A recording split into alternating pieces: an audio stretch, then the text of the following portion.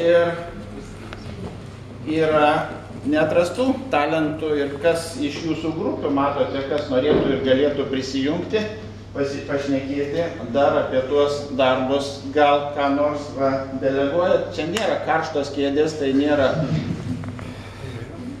aprentys. Prašau. Jurgita, dirbusi su Lotarnovu. Aš turiu pasiūlymą. Nu, kadangi yra daug investuok Lietuvoje, tai galbūt norite uždirbti. Ne.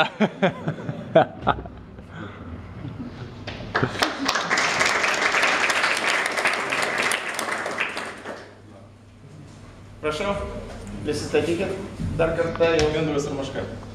Prašau. Aš vedėjas.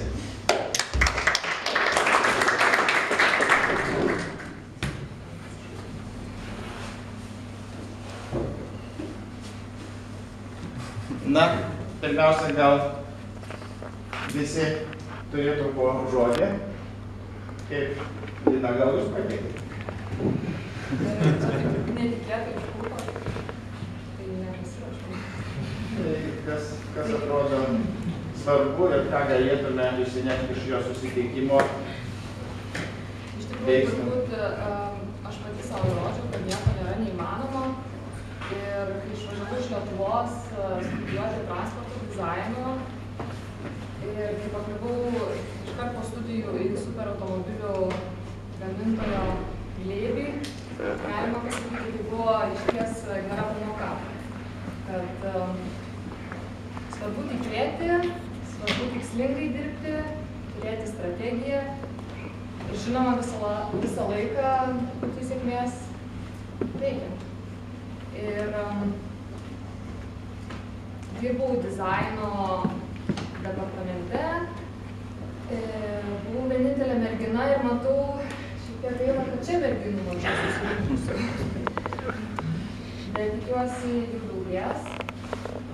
Ir 5 metus pradirbau šitoje kompanijoje didžiulėje. Jinai yra vienas iš geriausių darbdavių Italijoje ir priklauso viena iš didžiausių grupių automobilių industrijos bei didžiausių darbdavių Vokietijos. Pargrįžau į Lietuvą. Kodėl pargrįžau į Lietuvą? Tai pargrįžau į Lietuvą, nes tikiu Lietuvą ir matau potencialą.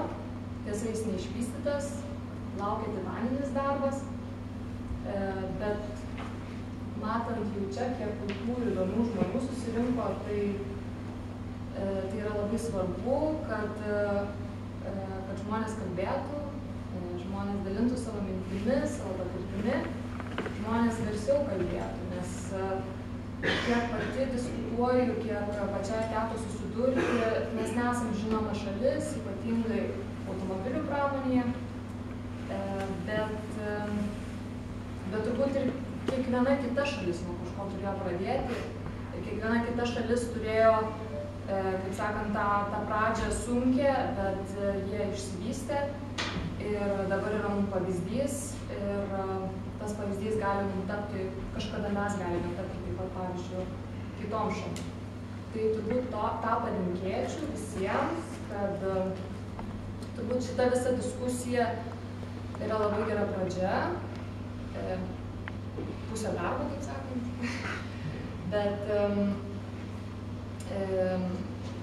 labai svarbu garsiai kalbėti, labai svarbu įtraukti kuo daugiau visuomenės ir manau, kad kartu galime, jeigu ne šitą žvėrį, bet kitą, kaip sakant, pritraukti, sudominti ir viskas įmanoma. Tai man labai patinka vienas posakis, angliškai, tai shoot to the moon, even if you miss, you will land among the stars. Tai šito palinkėčiau.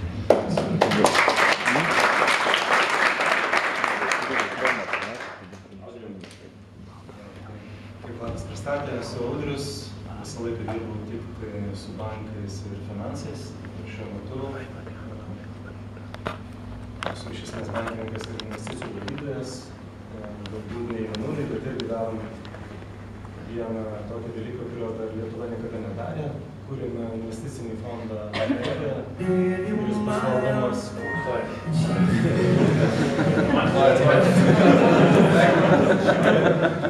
Ženklas, Apie mėnulį. aš norėjau, kad išjungti du mintis, bet čia vis garsiau groja. Kursime investicinį fondą Amerikoje ir platinsime jį visam pasaulyje. Fondą valdys lietuvių komanda, tai irgi toks mažas šūvis pristatant Lietuvą visam pasauliu. Kalbant apie mano patirtį, tai irgi aktyviai dalyvavau atvedant ir SEBą į Lietuvą ir taip pat atvedant ir SEBą operacijų centrus. Galbūt ne visi žino, bet pirmasis operacijų centras Lietuvoje tai tikrai buvo ne tie vardai, kurie minimi Lietuvoje dažniausiai, bet buvo SEBą operacijų centras, kuris palaipsniui augo, tai prie to irgi teko labai aktyviai prisidėti. Kodėl esu čia? Todėl, kad tikiu šitą idėją, tikiu, kad Lietuva yra puikia šalis tokia investicija. Tikiu, kad Masko sprendimą nulems tikrai ne tik finansiniai dalykai, bet ir tai, kiek visuomenė ir žmonės tai reaguos. Ir manau, kad tokiuose dalykuose tikrai lemia ne tik finansinį, ne tik ekonomiką, bet ir tas jausmas, emocija, su kuria tu susiduri kažką darydamas. Tai jeigu mes veiksime labai greitai, labai aktyviai ir entuziastingai, aš manau, kad apie tai Maskas tikrai išgirs, bet kuriuo atveju tai bus tik tai šito žmogaus sprendimas. Aš manau, kad bent jau mano akyse jis yra šiuo metu didžiausias vaikščiojantis vizionierius ant šitos planetos. Gal Vladas irgi gali pretenduoti į tokį vardą. Bet tikrai tikiu, kad tai yra padaroma, jeigu veiksime greitai, aktyviai ir su entuziazmu. Lietuva yra puikiai vieta Gigafactory. Ne gigantų faktorių, o Gigafactory. Mes turime daug nuostabių žmonių, nuostabią verslo aplinką. Aš jaučiu kasdien, kaip nuostabiai Lietuva keičiasi. Manau, kad mes galime to padaryti. Ačiū.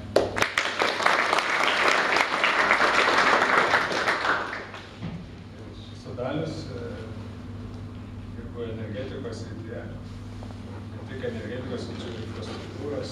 Ir tarp tų minčių, kurios sukasi galvoje, yra ir tokie dalykai, kaip automobiliai, kaip didesnė vertę kurianti pramonė, kaip savo pasigaminti elektros energiją. Tai visą tai yra svarbu mums. Manau, mes Lietuvoje esame įrodė, kad esame labai geri optimizatoriai, efektyvumo ieškotojai, energetikoje mes esame nusiefektyvinę tiek, kiek galima, bet tai sukūrėme yra problemų, mes nešakame. Tai, sakyčiau, yra silpnoji vieta. Mes labai mėgstam vykdyti tai, ką mums kažkas pasako ir didžiuojamės, kai aplenkiam kitus to nurodymų vykdymų, bet mes šiek tiek trūkstam šiek tiek pasitikėjimo savimi. Kodėl tokia idėja, net ne idėja, čia ne idėja esmė, čia, manau, esmė yra forma. Man labai patraukliai yra šita forma, nes taip jau yra pas mus šitą visuomenį, kad jeigu tu darai dalykus, kaip čia, pagal normalią tvarką, o patikėkite, aš tikrai žinau, kaip yra daromi dalykai įvairaus dydžio ir smulkus yra labai dideli. Tai labai daug atsiranda kliūčių ir labai daug atsiranda priežasčių, kodėl to nedaryti. Kodėl taip yra, nežinau, čia daug galima spėlioti, baimė, klaidos tolerancija, dar kažkas, ne tame esmė. Bet galvojant, o kaip tą įveikti, tai mano galva yra vienas receptas - padaryti tai nacionaliniu sportu. Labai geras pavyzdys yra krepšinis. Kadangi vakar žiūrėjau, kaip Žalgiris žaidė, tai jau nenaudosiu. Kitas geras pavyzdys iš infrastruktūros yra mūsų terminalas. Ir kada tai tapo nacionalinės reikšmės projektu, visi to patikėjo, tai dalykai vyko daug lengviau.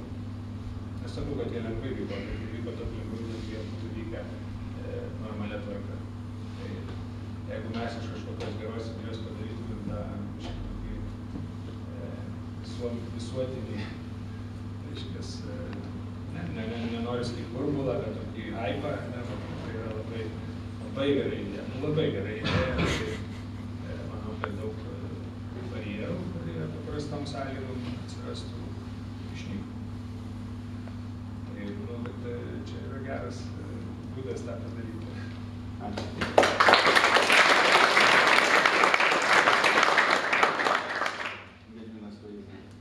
Tai sveiki dar kartą, esu Gediminas, Investuok Lietuvoje gamybinių projektų komandos vadovas. Ir tikriausiai žinote, ką Investuok Lietuvoje veikia, tai daugiausiai mes esame siejami su paslaugų centrų vardais, Barclays ir Western Union ir visais kitais. Aš atstovauju šiek tiek kitą organizacijos pusę, kur mes dirbam su gamybinėm kompanijom. Ir aš čia kaip pradžioje kalbėjau apie tą ambiciją, tai mes nuolat Investuok Lietuvoje kalbam apie tai, kaip mes galim inspiruoti tą eksponentinį augimą, mūsų rezultatų augimą, Lietuvos ūkio augimą. Ir tiesiog mažas pavyzdys iš šių metų mūsų rezultato, tai vidutiniškai į Lietuvą ateinantis gamybiniai projektai sukuria apie 150 darbo vietų ir yra investuojama nuo 5 iki 10 milijonų eurų į kapitalą.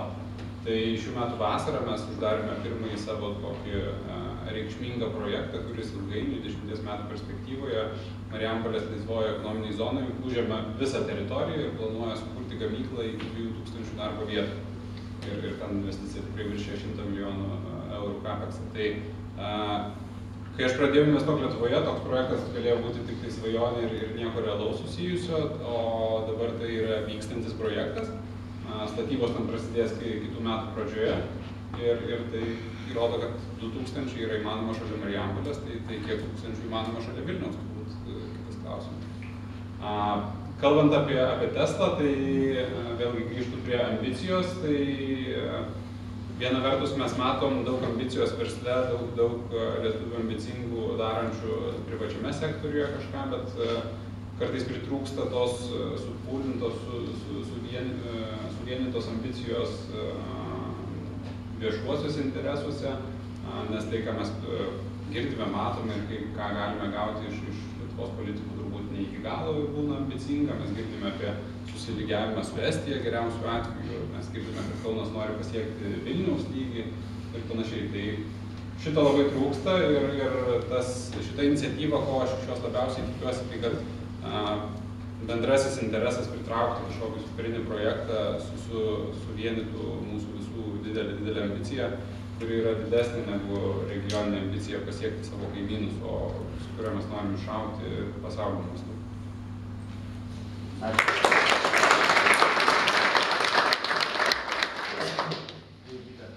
Esu Jurgita ir dirbu arba tarptautinių įmonių tiekimo grandy, kur yra pirkimai, logistika, gamyba, arba energetikos sektoriui, tai iš atveju Litgrid. Ir mano įžvalgos būtų sekančios. Siūlyčiau labai nedelsti ir iš Teslos pasiimti gamyklos sąlygas ir bandyti pasimatuoti tas visas sąlygas, kiek jos tinka Lietuvai. Nes jeigu mes kalbam apie didelės gamyklos statybą, tam reikia energijos, elektros. Litgridas, pavyzdžiui, tinklus naujus tiesia, sakykime, jeigu tai būtų visiškai, sakykime, laukas per metus 1,5, jeigu reiktų papildomai stipresnės elektros. Klausimas yra žmonių resursų. 5000 čia yra didelis skaičius žmonių. Šiai dienai turbūt Jonavoje taip koncentruojasi, jeigu mes kalbam apie gamybą. Visagine buvo 3000, taip dabar turbūt yra mažiau. Žinau, gal. Tai bent aš matyčiau, kad mes turėtume irgi įsivardinti vietą, kur mes įsivaizduojam. Ar tai yra Vilnius, tarp Vilniaus ir Kaunas, ir pasimatuoti mūsų resursus, žmogiškuosius resursus, kas galėtų dirbti toje gamykloje. Ir siūlyčiau tada čia, po šios šiandieninės diskusijos, susiburt mažesniai grupiai, kuri dirbtų su Tesla, sakykime, sąlygų pasiėmimu ir bandymu, sakykime, įsivaizduoti, ką Tesla norėtų. Spėju, kad ten bus keli moduliai, kai Tesla investuoja, kai mes patys pritraukiam pinigus. Ir toliau bandyti vystyti taip, tinka ar netinka. Dar jūsų minimi politikai, tai tikrai labai palaikau.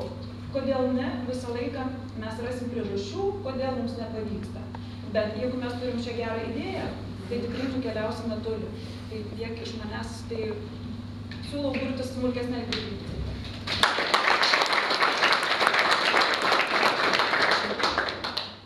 Aš pristatysiu, kodėl, ką sakysiu, tai reikia iš background'o, tai esu studijavęs mechatroniką, baigęs magistro laipsnį Taivane, ten teko kurti pačias ekonomiškiausias mašinas, tiek elektrinė, tiek benzininė, su kuriuo mes patapome 14 pasaulyje rezultatų. Taipogi teko prie civilinės inžinierijos ir kitais technologiniais dalykais domėtis, labai smarkiai ir prie jų prisidėti. Dabar prie tų visų įžvalgų, apie ką mes šnekam, kad čia ateitų realiai tas gigafaktorių ar panašus dalykas, kaip Dafas mini. Tai aš visų pirma, kai pagalvoju apie 5000 darbuotojų, 6000 tebūnie, ar mes turim tiek žmonių ir juos reikėtų visų pirma paruošti, nes vienaip ir kitaip jų reikės. Ar tai bus atvežtiniai žmonės, ar nebus atvežtiniai iš kitų šalių. Tai turi būti jau įspręsta ir mes galėtume jau paruošinėti žmonės tokiems dalykams. Jei ne Tesla, tai kitam. Toliau, apie bazę ir logistiką, tai aš sakyčiau, galima pilnai iššauti į Lietuvą, lyginant su kitom šalim, Pabaltį ar visos Europos. Logistika pas mumis pakankamai gera, plius susiekimas su jūra irgi labai geras, nes realiai tai turėtų prekės tiekti į Europos šalis. Po to jinai čia yra. Taip, taipogi reikėtų pastiprinti universitetus irgi paruošimą. Dėl tų, sakyčiau, daryti kviestinius mokytojus ir daryti tarptautinius universitetus iš mūsų ir tada mes turėtume pakankamai gerų žmonių. Ar į konservacinius centrus, kažkokius regionus aš nesakyčiau, tiesiog aš manau, kad tenai turėtų jau suvažiuoti tas, kas nori dirbti. Ir tada jie gali tenai daugmaž gyventi. Jo, gali būti tie dalykai bet kurioj vietoj, tokios fabrikai, ar tai bus mašinos gaminys, ar baterijas gaminys, tai aš manau tiesiog mes žengiam į tą pusę ir pradedam kažką realiai veikti. Kas sąlygotų atėjimą, tai ko gero mažai baimių, kad būtų. Nes yra šalių, kur ateina kompanijos, jos gauna špygą iš valstybės, arba šitai nieks jų neskatina, arba bando jas išvaryti šiandien, tai jeigu mes turėsime visą šios serijos apie politikus, jeigu jie priims, bandys prisitraukti ir patys investuotų, nieks mums to nedraudžia. Tai, manau, būtų daug palankesnės sąlygos tokiems dalykams atsirasti. Tai va, aš sakyčiau, kad turi būti visi įtraukti į tą reikalą. Ir... Jo, dabar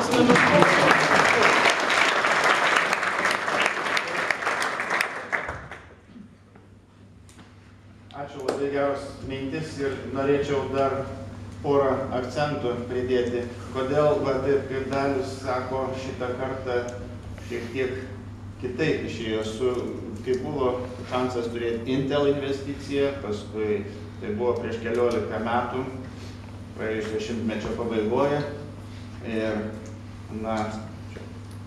nieks neįvyko dėl to, kad vien institucijos, ypatingai tuometinės institucijos, tą darbą vyko gan prastai ir kita vertus, jis buvo nesuprantamas, ar čia gali būti rimtas dalykas, nebuvo kultūrinio.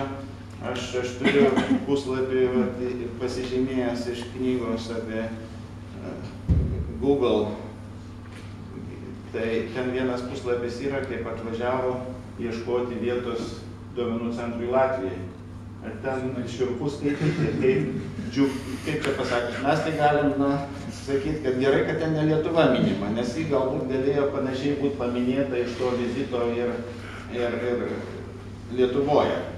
Ir tas darbas, ir Intel, ir su Google, aš tada bandžiau vos net tokią grupę žmonių, kurie atrodo įtakingose vietose, universitetų, rektorių, prorektorių lygį, tą, ką pažinojau iš vyriausybės, iš Seimo narių, dar su visais asmeniškai šnekėsi ir bandai išaiškinti tą svarbą, bet to supratimo ir tos jungiančios komandos, patys jie nejaučia, iš visuomenės supratimo, noro ir spaudimo nėra, kad suteikim kryptį ir darykim tą. Dabar manau, kad mes turim tokiai giga projektui, kuris vienokį ar kitokį tikrai galime padaryti, kuris suburtų, taptų nacionaliniu sportu ir kad į valstybę perėmus su profesionaliai, reiškia, palaikomais resursais ir su visais vyriausybės lygiais ir visom institucijom, kurios reikalingos. Aš šnekėjau dabar ir su Seimo, ir su vyriausybės, ir su prezidentūros atstovais. Ir iš tikrųjų labai paprasta. Čia matosi, kad yra žiūrėjimas, ar iš vienos pusės, ar tai įmanoma, bet dar svarbiau žiūrėjimas, kaip pažiūrėsi tą visuomenę. Ar yra visuomeniai noras ir tas stiprus drive'as, kaip sako anglai, kad ką padarytume. Tai šį kartą man norėjosi tą paleisti ir pasižiūrėti, ar tai yra reakcija, ar tai yra jungiantis projektas, ar tą galima padaryti. O kad tuos dalykus žmonės čiumpa, ir šiais laikais aš tik tai du pavyzdžius. Nesenas mėnesio senumo interviu Richardas Questas nustebęs Liuksemburgo vicepremjero vizijomis. Ir įsivaizduoti, apie ką šneka Richardas Questas, CNN, biznio reportažų autorius, jisai šneka su Liuksemburgo vicepremjeru, ką iš čia sugalvojo? Asteroidų kalnakasybos įstatymai Liuksemburge. Sako, premjeras sako, pas mus jau atvažiavo kelios kompanijos, kurios būtent pas mus įsikūrė dabar su rimtom investicijom, todėl kad mes sukūrėm tą įstatyminę apsaugą, kuri mums praktiškai nekainuoja, bet sako, ar iš to kas nors išeis. Sako, pažiūrėkit už nugaros, o ten daugybė satelitinių ryšio lėkščių ir pas juos iš tikrųjų Liuksemburgas yra pasaulio lyderis komercinėse telekomunikacijose susijusios su palydovais. Jie valdo labai daug palydovų, didžiausios kompanijos valdančios ryšių palydovus privačios yra įsikūrusios Liuksemburge. Ir iš to laiku padarė įstatyminę aplinką, jie prisitraukė tuos dalykus. Taip kad Teslai ne tik tai vieta, ne tik tai, jeigu mes padarytume per kelias savaitės geriausią aplinką įstatyminę važinėti self-driving, reiškia Teslos technologiją ir kitoms, ir tą visiškai galima, kai praeini, šnekantis su kiekvienu žmogum iš vyriausybės ar institucijų valdančių, su Elinta, Vytautu Jokužiu praėjom, atskirai visi sako gerai, bet nieks nesiima to daryti, kol jis nejaučia visuomenės nuomonės ir postų. Tai visi mes, manau, esam tam, kad šitas dalykas pasikeistų. Tai dabar dar po konkrečią mintį jau